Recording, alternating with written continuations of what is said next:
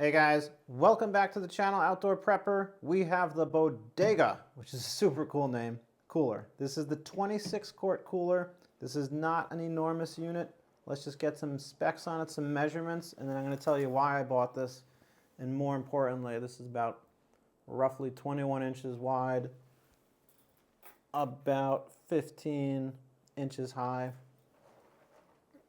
And let's see, how deep is this? About 13 inches deep.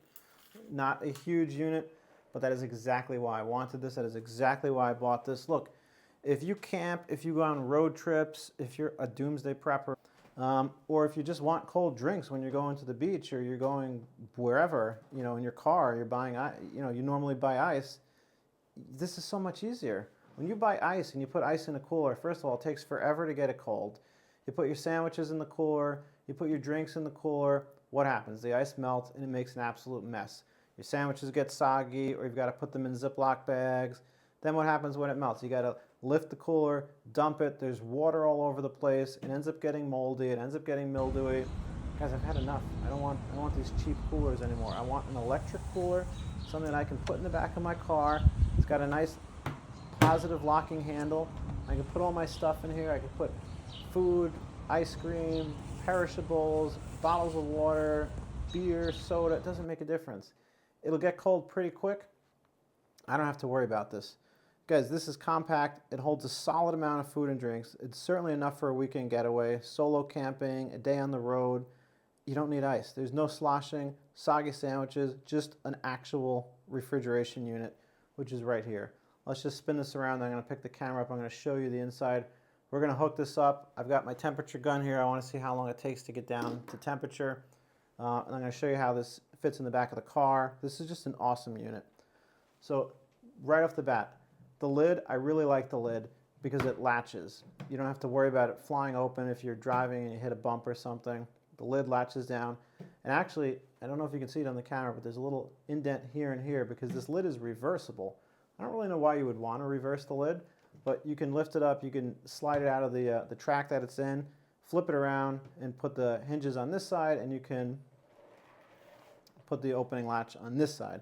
I guess the real reason you would want to do that maybe is, based on what side of the car or wherever your outlet is that you're plugging it into. I have no intention of reversing the handle. I actually like it the way it is. This unit runs on 12 volts DC if it's in your car, and you can plug it into a cigarette lighter, or it can run on 110 volts at your house and just plug it into an outlet. You can even use a portable power station, which is what I'm going to use actually to turn this on very shortly, and test it from there. It's just a game changer. I'm going camping this summer, and I really want to bring this and use this as my cooler, and I have full intention of doing that, which is why I picked this up. So I will take you along on the camping trip as well later this summer, and we can check that out. But the bottom line is, this is the Bodega 26 quart electric cooler. It's the real deal. I've tested some other coolers before. I have to be honest, this literally is my favorite one. I love the color, I love the size, I like everything about this, and I'm super excited to use this. So with that being said, it came with this little box and the cooler. That's it. That's what you get, and the instruction manual. So I want to just cut this box open right now. I will show you exactly what's inside this. All right, it comes with this bag, and let's take the contents out, and I will show you. And this is probably very similar to other units. So it has the power brick with the adapter that plugs into the power brick here, and then into an AC outlet, and this plugs into the side of the cooler. That's pretty standard across most of these types of electric car coolers. And this is the cable that I really like, because same one plugs into the cooler here, it plugs into your car. I have a Toyota 4Runner, and in the back of the 4Runner, where the lift gate is, I have a little 12-volt socket. So my intentions are to plug this into that little socket in the 4Runner, power this perfectly. If I didn't have that socket, or if your car doesn't have that socket, this is a pretty long cord. You can run it to the front, to the cigarette lighter, to the accessory plug, and plug that in. So let me just undo this cable, because actually no, I'll just lift the power station up and put it here on the table. I'm using a little Blue Eddy AC2P power station right now. Let me just show you this here on the camera. So this is what's powering the lights here as I'm filming this video, because it is just so convenient. You really don't need extension cords when you have a cool little power station. So I'm just going to bring the power station around here, and we're just going to plug, I'm going to plug the cooler right into the power station. And let me just, I'm going to lower the camera so you can kind of see what I'm doing here. I'm just going to turn the DC on. And obviously, I'm powering the lights right now with this, so I'm at 34% usage. And let's just lift the camera up real fast. I just want you to see inside the cooler. So this really is a decent size. There's a little like lip here, and this is our shelf, and this is because the compressor is right under here. But this is a deep cooler. You could easily fit, you know, probably 12 bottles of water in here. You know, sandwiches, like I said, ice cream, medicine, whatever it is that you need to keep refrigerated, dog food. You know, if you have a pet that has food that has to be refrigerated, you know, whatever. So let's just, let's take a quick temperature check of the inside. Just going to zero this out.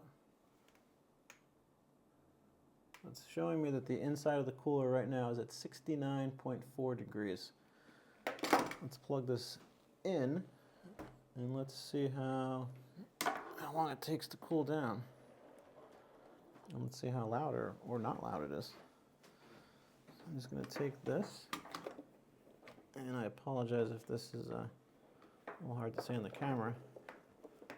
All right, so that is plugged in to the actual Bodega, and I have to be honest, I went to school in the Bronx, and I love that this thing is called the Bodega. It's just a really cool name.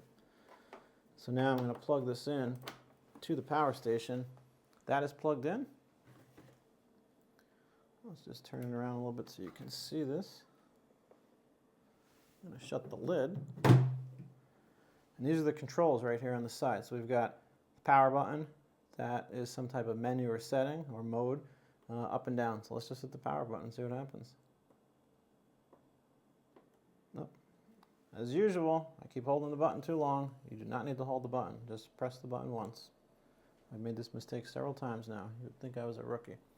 So anyway, it says 68. It's probably the temperature inside because the temperature gun said 69. I can hear a little rumble here on the table, which is the compressor, but other than that, it is super quiet. Let's set the temperature inside. So right now it's set to -4. I don't want this to be a freezer per se. I actually want to use this as a refrigerator.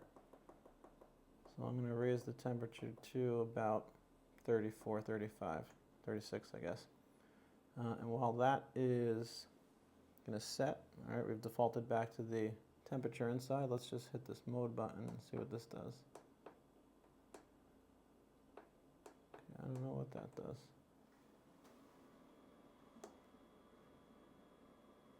It's on max. Okay, it's flashing on max.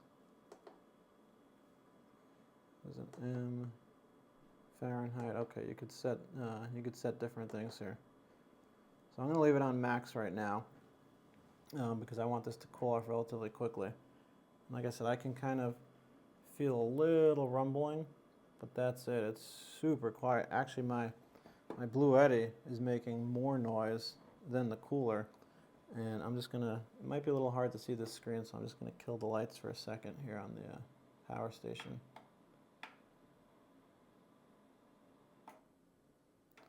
Now hopefully you can see the screen here.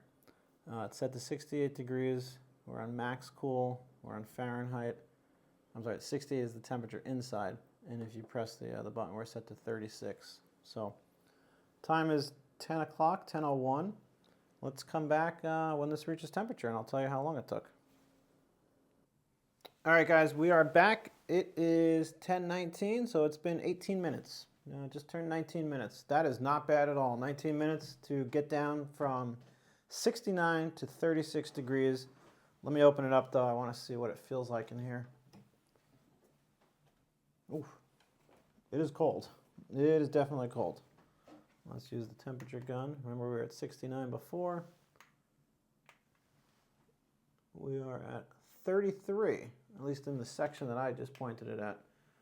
You know, there's different parts of the cooler, obviously, so different parts are going to be different temperatures. Up here on like the shelf part, we're at 43. Down at the bottom, we are at 32.3.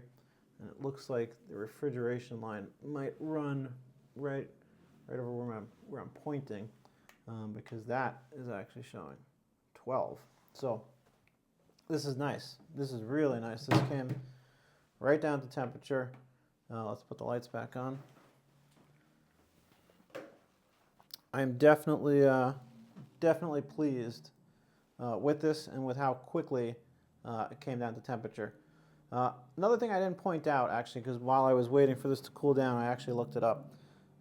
This is the mode button, and you can switch between max and eco.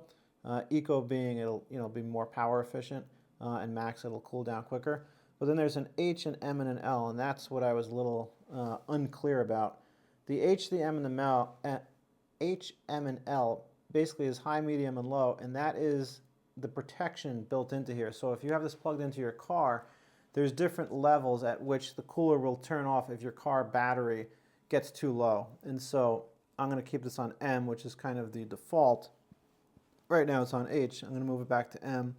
So if your car battery dips too low, the cooler is going to turn off. That way you still have enough reserve power on your car battery to start your car, which is obviously what it's for. Another thing I did not point out initially, but I want to point out right now, is on the side of the cooler, these are actually little slots because these are tie downs. So you can actually tie this down, in your vehicle, depending on what type of car you have and what type of setup. And it's the same here on the other side. So this unit, I love this. I absolutely love this. And additionally, it is so quiet that the Blue Eddy is actually making way more noise than this. This is impossible to hear. The only way you can really tell that this is on is if you put your hand against the vent. You can ever so slightly just feel a little bit of like a, I don't want to use the word rumble, like a little hum almost of the compressor, but it is dead silent. I mean, I would go so far as to say you could actually put this next to your bed and sleep next to it, or a tent, and you would absolutely not be disturbed by this. So let's take this outside. I want to show you how nicely it fits in the car. I want to show you how I'm going to, my plan to use this in the car and to take this camping. So I absolutely love this. I'm going to post a link where I got this on Amazon. There's a discount code. Check it out. It's on sale.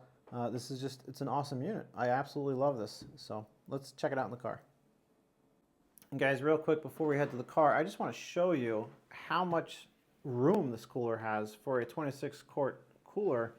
I put the staples in here. I got a box of Ilios frozen pizza. I got a bag of Tyson crispy chicken strips. This is a pretty big bag. And I've got 16 bottles of water in here.